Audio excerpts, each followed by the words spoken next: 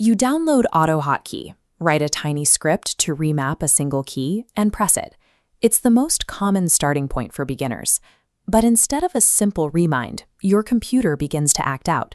The control key gets stuck, your typing feels unresponsive, and the script crashes. When you are just starting out, it is natural to assume you are the problem. You might think you wrote poor code or managed to break Windows by accident. However, these errors are often caused by invisible bugs buried deep within AutoHotkey itself. You weren't breaking the system, you were just running into its limitations.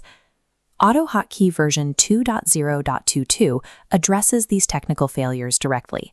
The release notes may look like a dry list of minor system adjustments, but the update removes the specific friction points that make everyday scripts fail. This update isn't about learning a complex new language. It is about making the core mechanics of the software predictable and forgiving, regardless of your skill level. One prominent fix involves how your script handles errors. If you have ever processed text with emojis or languages like Arabic and Chinese, you may have seen error pop-ups filled with broken square boxes. Sometimes the window simply freezes. These freezes happened because the software used an outdated engine called rich20.dll to draw those text boxes. It struggled to interpret modern, international character sets. Version 2.0.22 replaces that engine with msftftedit.dll. A DLL, or Dynamic Link Library, is a shared file that Windows programs use to perform specific tasks, and this particular one is built to render complex text accurately. This change ensures that if you use a screen reader or international text, the error dialog will display correctly without hanging. It prevents a minor error from stopping your entire workflow. When a script fails now, the system provides a readable error message, giving you the specific information needed to fix your code. Then there are the modifiers: Control, Alt, Shift, and Caps Lock. These keys exist solely to change the behavior of the other keys you press. In previous versions, using these keys in a script could cause them to swallow your next keystroke. The signal would get stuck in the script instead of reaching the program you are actually using. Caps Lock was a frequent victim. If you tried to use it as a custom navigation shortcut, the capital letter state would often toggle erratically, breaking any other key combinations you attempted. Version 2.0.22 overhauls how these input events are handled.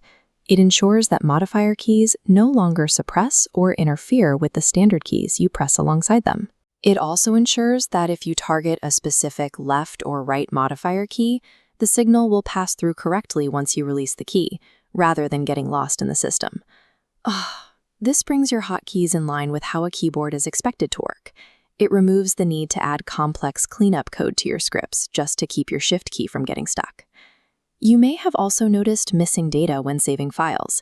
If a script writes text and then exits immediately, the computer sometimes doesn't have enough time to finish the save, causing your last few edits to vanish. AutoHotkey now forces the system to flush its cached writes before the script can finish. This ensures the digital ink is fully dry on your storage drive before the process closes.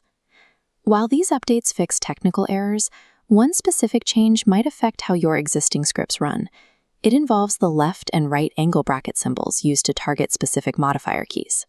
The developers removed an undocumented behavior where these symbols caused a key to fire automatically upon release. The software now follows its own documentation more strictly. If you have older scripts that use left or right specific keys, you should test them after updating. You may find you were unknowingly relying on that hidden behavior to trigger your actions. You don't have to be a professional developer to appreciate a tool that simply does what it is told. Software updates can be intimidating, but these changes are essentially quality-of-life improvements. They transform a dense list of technical notes into a more reliable toolbox for everyone. If you have been struggling with unresponsive keys, missing file data, or unreadable error messages, you should download version 2.0.22 to resolve those specific issues.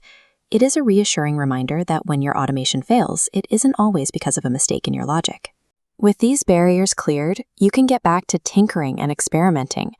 You can write your code with the confidence that the software will actually follow your instructions.